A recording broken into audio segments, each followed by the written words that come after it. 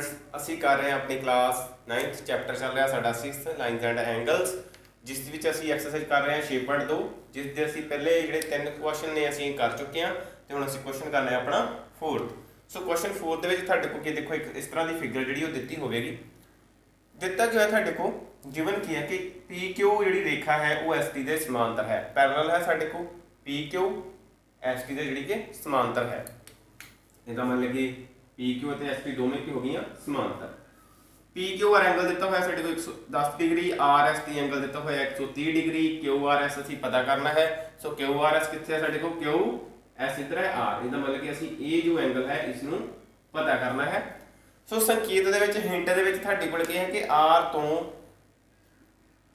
होके S T दे समांतर एक रेखा खिंचो। इस पॉइंट तो असी एक रेखा खिंचनी है जी पास करे आर नू, ठीक है। सो कुछ हल करते हैं असी सोल्यूशन। रेखा एल एम खिंचो जो एस टी दे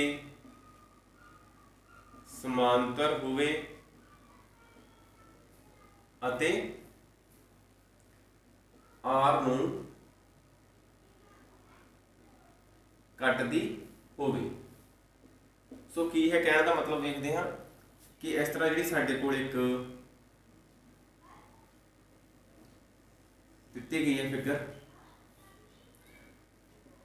पी क्यू एस टी।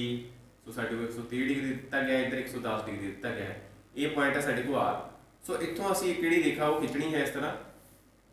सो ये जिहड़ी रेखा साडे कोल की आती है, की नाम लिखा सी एल एम, ये साडे कोल पॉइंट एल आ जाता है, ये पॉइंट आ जाता है एम। सो साडे कोल जिहड़ी रेखा बन जाती है एक इस तरह बनती है। तो जिहड़ी देखो आर दे विचों पास होकर जा रही है, ये साडे कोल आता है एल पॉइंट, ये साडे कोल पॉइंट आता है एम। सो इस तरह साडे कोल जिहड़ी एक फिगर है वो बन जाती है। सो असीं अपनी पहले वाली फिगर नूं ही लैंदे हां, ठीक है। इस दे विच असीं जो ड्रॉ करना है तुसीं कर लेना है। सो हुण देखो साडे कोल दो समांतर रेखावां दी गल करांगे। सब तो पहला असीं लिखदे हां पी क्यू समांतर है टी आर, जदों पी क्यू समांतर है टी आर। सो पी क्यू की है साडे कोल, ये साडे कोल दित्ती हुई है रेखा, इत्थे साडे कोल पॉइंट है क्यू। सो नीचे आंदी साडे कोल एक रेखा जिहड़ी आ टी आर। तो इत्थे एक साडे कोल रेखा है इस तरह, इसको असीं थोड़ा जिहा एक्सटेंड करता वधाता, मतलब कि साडे कोल एक आठवीं रेखा जिहड़ी नज़र आ रही है। इस तरह साडे कोल एक तां कोण इस साइड ते बन रहा है तो दूसरा कोण साडे कोल एक इधर बन रहा है, दो कोण बन गए साडे कोल। सो किहड़े-किहड़े कोण जिहड़े साडे कोल बन रहे हैं वेखदे हां। पहला है साडे कोल पी क्यू आर जो साडे कोल गिवन दिता हुआ है, असीं लिखते हैं पी क्यू आर प्लस दूसरा कोण किहड़ा है साडे कोल T R Q, T R Q. So दोनों का प्लस किहदे बराबर होगा साडे कोल 180 डिग्री दे। किवें होएगा लिखते हैं अपने बिकॉज ऑफ दे विच को इंटीरियर एंगल्स सै अंदरले कोण।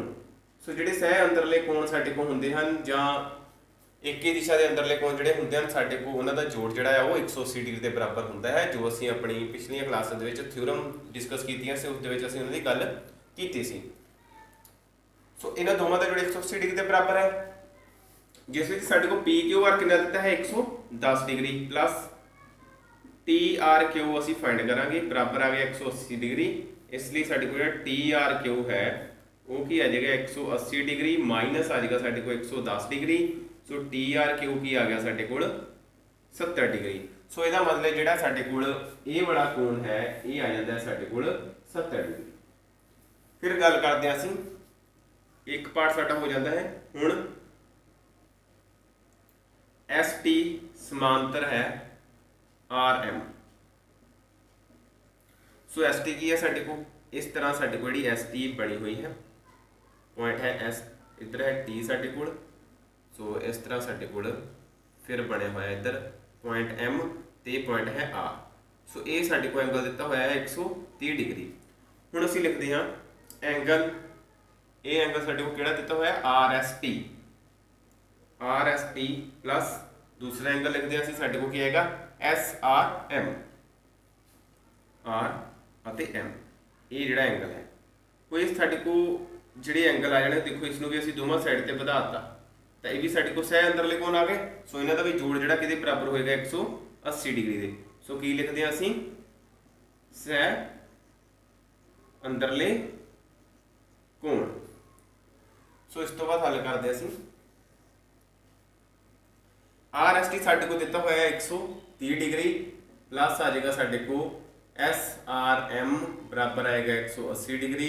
ਸੋ SRM ਦੀ ਜਿਹੜੀ ਵੈਲਿਊ ਆਉਂਦੀ ਹੈ ਸਾਡੇ को ਆ ਜਾਏਗੀ 180 ਡਿਗਰੀ ਮਾਈਨਸ 130 ਡਿਗਰੀ। ਸੋ SRM ਜਿਹੜਾ ਹੈ ਸਾਡੇ को ਬਰਾਬਰ ਆ ਜਾਏਗਾ 50 ਡਿਗਰੀ।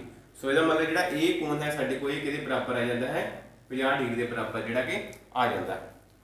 ਹੁਣ ਦੇਖੋ ਸਾਡੇ को ਇਸ ਚੀਜ਼ ਨੂੰ ਵੀ ਸੋਲਵ ਕਰਨ ਤੋਂ ਬਾਅਦ ਆਪਣੇ ਕੋਲ ਇੱਕ ਜਿਹੜੀ ਰੇਖਾ ਹੈ ਨੀਚੇ ਸਿੱਧੀ ਜਿਹੜੀ ਅਸੀਂ ਰੇਖਾ ਬਣਾਈ ਹੋਈ LM ਬਣੀ ਹੋਈ ਹੈ ਨਾ ਸਾਡੇ ਕੋਲ, ਉਸ ਦੇ ਇੱਕ ਪੁਆਇੰਟ ਹੈ R। ਹੁਣ R ਤੇ ਜਿਹੜਾ ਸਾਡੇ ਕੋਲ ਇਸ ਤਰ੍ਹਾਂ ਜਿਹੜੇ ਕੋਣ ਜਿਹੜੇ ਕਿ ਉਹ ਬਣ ਰਹੇ ਹਨ ਜਿਸ ਦੇ ਵਿੱਚ ਸਾਡੇ ਕੋਲ ਇਸ ਦਿਸ਼ਾ ਦਾ ਕੋਣ ਕਿੰਨਾ ਹੈ 70 ਡਿਗਰੀ, ਇਹ ਵਾਲੀ ਦਿਸ਼ਾ ਦਾ ਕੋਣ ਹੈ 50 ਡਿਗਰੀ ਤੇ ਇੱਕ ਆ ਵਿਚਕਾਰ ਵਾਲਾ ਕੋਣ ਰਹਿ ਗਿਆ ਇਹ ਸਾਡੇ ਕੋਲ ਹੈ QR ਤੇ S ਜਿਹੜਾ ਅਸੀਂ ਪਤਾ ਕਰਨਾ ਹੈ। ਹੁਣ ਦੇਖੋ ਅਸੀਂ ਤਿੰਨਾਂ ਕੋਣਾਂ ਨੂੰ ਜੋੜਤਾ, ਦੇਖੋ ਇਹ ਸਾਡੇ ਕੋਲ ਕੀ ਬਣ ਗਿਆ ਇੱਕ ਲੀਨੀਅਰ ਲਾइन ਜਿਹੜੀ ਸਾਡੇ ਕੋਲ ਹੈ ਉਸ ਲਾਈਨ ਦੇ ਉੱਪਰ ਐਂਗਲ ਬਣ ਰਿਹਾ ਨਾ ਸਾਡੇ ਕੋਲ। ਸੋ ਸਾਡੇ ਕੋਲ D ਦੀ ਜਿਹੜੀ ਸ਼ੇਪ ਹੈ ਸਾਡਾ ਪ੍ਰੋਟਰੈਕਟਰ ਜਿਹੜਾ ਹੁੰਦਾ ਹੈ ਉਸ ਤਰ੍ਹਾਂ ਦਾ ਲੱਗ ਰਿਹਾ ਹੈ ਤੇ ਇਹ ਸਾਡੇ ਕੋਲ ਕਿੰਨਾ ਬਣੇਗਾ 180 ਡਿਗਰੀ, ਮਤਲਬ ਕਿ ਤਿੰਨਾਂ ਕੋਣਾਂ ਦਾ ਜੋੜ ਜਿਹੜਾ ਹੋਏਗਾ ਉਹ 180 ਡਿਗਰੀ ਜਿਹੜਾ ਹੋਵੇਗਾ। ਸੋ ਸਭ ਤੋਂ ਪਹਿਲਾਂ ਕਿਹੜਾ ਕੋਣ ਫਾਈਂਡ ਕੀਤਾ ਅਸੀਂ TRQ, ਅਸੀਂ ਲਿਖਦੇ ਹਾਂ TRQ ਪਲੱਸ QRS ਪਲੱਸ ਲਿਖਦੇ ਹਾਂ ਅਸੀਂ ਐਂਗਲ SRM। ਸੋ ਤਿੰਨਾਂ ਦਾ ਜੋੜ ਜਿਹੜਾ ਬਰਾਬਰ ਹੈ ਸਾਡੇ ਕੋਲ 180 ਡਿਗਰੀ ਜਿਹੜਾ ਉਹ ਆਉਂਦਾ ਹੈ। ਸੋ TRQ ਦੀ ਵੈਲਿਊ ਕਿੰਨੀ ਹੈ ਸਾਡੇ ਕੋਲ 70 ਡਿਗਰੀ ਪਲੱਸ QRS ਫਾਈਂਡ ਕਰਨਾ ਹੈ, SRM ਦੀ ਹੈ 50 ਡਿਗਰੀ ਬਰਾਬਰ 180 ਡਿਗਰੀ। ਸੋ QRS ਪਲੱਸ ਦੋਵਾਂ ਨੂੰ ਜੋੜੋ ਸਾਡੇ ਕੋਲ ਆ ਗਿਆ 120 ਡਿਗਰੀ ਬਰਾਬਰ 180 ਡਿਗਰੀ। ਸੋ QRS ਕੀ ਆਏਗਾ ਸਾਡੇ ਕੋਲ 180 ਡਿਗਰੀ ਮਾਈਨਸ 120 ਡਿਗਰੀ। ਸੋ देयरफॉर QRS ਸਾਡੇ ਕੋਲ ਜਿਹੜਾ ਐਂਗਲ ਹੈ ਕੀ ਆ ਜਾਂਦਾ ਮਾਈਨਸ ਕਰਨ ਤੋਂ ਬਾਅਦ 60 ਡਿਗਰੀ। ਸੋ ਇਸ ਤਰ੍ਹਾਂ ਇਹ ਸੀ ਸਾਡਾ ਜਿਹੜਾ ਸਵਾਲ 4th। ਸੋ ਕੀ ਸੀਗਾ ਧਿਆਨ ਨਾਲ ਸਮਝਣਾ ਹੈ, ਕੁਐਸਚਨ ਤੁਹਾਨੂੰ ਬੜੇ ਹੀ ਈਜ਼ੀ ਹਨ, ਥੋੜਾ ਜਿਹਾ ਬਸ ਤੁਸੀਂ ਇੱਕ ਆਪਣੇ ਮਾਈਂਡ ਨੂੰ ਜਿਹੜਾ ਕਿ ਚਲਾਉਣਾ ਸਿੱਖਣਾ ਹੈ ਕਿ ਕਿਸ ਤਰ੍ਹਾਂ ਅਸੀਂ ਕਰਨਾ ਹੈ। ਸੋ ਇਸ ਦੇ ਛੋਟੇ ਛੋਟੀਆਂ ਗੱਲਾਂ ਜਿਹੜੇ ਕਿ ਥਿਊਰਮਸ ਆਪਾਂ ਕੀਤੀਆਂ ਸੀ ਜਾਂ ਐਂਗਲਸ ਬਾਰੇ ਸਾਰਾ ਪਤਾ ਹੋਣਾ ਜ਼ਰੂਰੀ ਹੈ। ਕੁਐਸਚਨ ਦਿੱਤਾ ਸੀ ਇੱਕ ਅਸੀਂ ਲਾਈਨ ਜਿਹੜੀ ਡਰਾ ਕਰ ਲਈ ਆ ਜਿਹੜੀ ਉਸਨੇ ਸੰਕੇਤ ਦੇ ਵਿੱਚ ਕਿਹਾ ਹੋਇਆ ਸੀ। ਜਦੋਂ ਡਰਾ ਕੀਤੀ ਸਾਨੂੰ ਦੇਖੋ ਕਿ ਇੱਕ ਦਿਸ਼ਾ ਤੇ ਅੰਦਰਲੇ ਕੋਣ ਦਿਖ ਰਹੇ ਨੇ ਸਾਡੇ ਕੋਲ, ਦੋਵਾਂ ਨੂੰ ਜੋੜਦੇ ਅਸੀਂ 180 ਡਿਗਰੀ ਆਉਂਦਾ ਅਸੀਂ ਇੱਕ ਐਂਗਲ ਫਾਈਂਡ ਕਰ ਲੈਂਦੇ ਆ। ਇਸ ਸਾਈਡ ਦਾ ਇਹ ਪਤਾ ਹੋ ਗਿਆ 70, ਫਿਰ ਇਸੇ ਤਰ੍ਹਾਂ ਹੀ ਦੂਸਰੀ ਸਾਈਡ ਦਾ ਐਂਗਲ 50 ਡਿਗਰੀ ਪਤਾ ਕੀਤਾ, ਤੀਸਰਾ ਐਂਗਲ ਵਿਚਕਾਰ ਵਾਲਾ ਰਹਿ ਗਿਆ ਸਾਡੇ ਕੋਲ। ਸੋ ਇਸ ਨੂੰ ਜਦੋਂ ਤਿੰਨਾਂ ਐਂਗਲ ਨੂੰ ਜੋੜਿਆ ਤਾਂ ਸਾਡੇ ਕੋਲ ਬਣ ਗਿਆ 180 ਡਿਗਰੀ। ਹੁਣ ਸਾਨੂੰ ਪਤਾ ਸੀ ਕਿ ਦੋ ਐਂਗਲ ਦਾ ਜੋੜ 120 ਡਿਗਰੀ ਹੈ, ਤੀਜਾ ਪਤਾ ਕਰਨਾ ਹੈ ਤਾਂ 180 ਚੋਂ ਇਹਨਾਂ ਦੋਵਾਂ ਨੂੰ ਘਟਾ ਦੋ ਤਾਂ ਸਾਡੇ ਕੋਲ ਜਿਹੜਾ ਵਿਚਕਾਰ ਵਾਲਾ ਐਂਗਲ ਹੈ ਉਹ ਫਾਈਂਡ ਹੋ ਜਾਏਗਾ। ਸੋ ਉਮੀਦ ਹੈ ਕਿ ਤੁਹਾਨੂੰ ਜਿਹੜਾ ਕੁਐਸਚਨ ਹੈ ਉਹ ਸਮਝ ਆ ਗਿਆ ਹੋਵੇਗਾ।